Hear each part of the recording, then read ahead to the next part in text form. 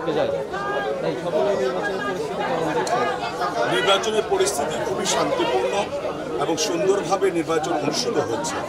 তবে ভোটারের উপস্থিতি খুবই কম হওয়ার একটা বিষয় আছে। আমি দুটি দেখেছি, যেহেতু আমি ইতিপূর্বে প্রধান নির্বাচন কমিশনার ছিলাম, নির্বাচন কমিশনার ছিলাম 10 বছর।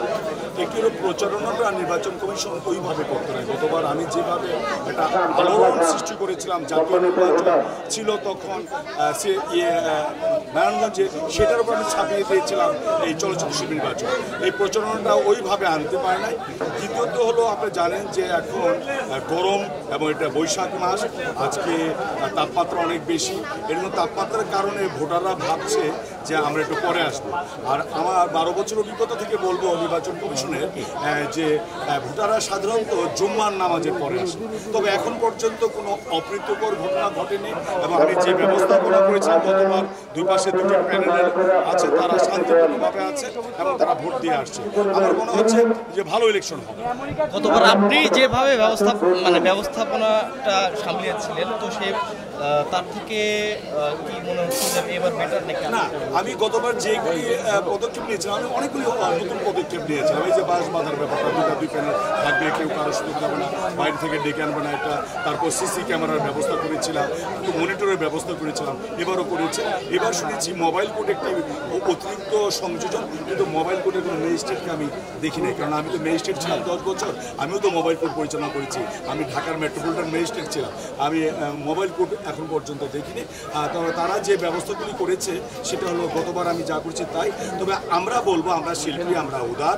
এখন আমরা 5টার আগ পর্যন্ত 2টি প্যানেল আছে, কিন্তু 5টা বেজে গেলে আমরা সবাই বারে 570 জন আমরা শিল্পী সমিতির সদস্য। আপনি গতবার যেভাবে আলোচনায় নিয়ে এসেছিলেন শিল্পী, তো এবার দেখা যাচ্ছে যে উচ্ছ্বাস গতবার বেশি ছিল, এবার হচ্ছে এটা হলো যার একটা টেকনিক। আমরা আমলা তো, আমি ম্যাজিস্ট্রেট ছিলাম, ইউনো ছিলাম, জেলা প্রশাসক ছিলাম, উপসচিব ছিলাম, যুগ্ম সচিব ছিলাম, অতিরিক্ত সচিব ছিলাম। আমরা জানি কিভাবে মানুষকে সম্পৃক্ত করা যায়, কিভাবে প্রচারণা করা যায়, কিভাবে মানুষকে সচেতন করা যায়। ওই অ্যাপ্লাই ক্ষমতাগুলো তারা অ্যাপ্লাই করেনি, তারা জানি না কেন করেনি। এর জন্য দেখেন যে এখন মাত্র ভোট হয়েছে 16টা, কিন্তু এই সময় আমার 200 ভোট কিন্তু গত বছর হয়ে গেছে। তবে ভালো হচ্ছে, শান্তিপূর্ণ হচ্ছে, যে কারো প্রতি কারো বিদ্বেষ নেই। এই পর্যন্ত কারো প্রতি কারো অভিযোগ ছিল না এবং কেউ কারোর সাথে বিরূপ আচরণও করে।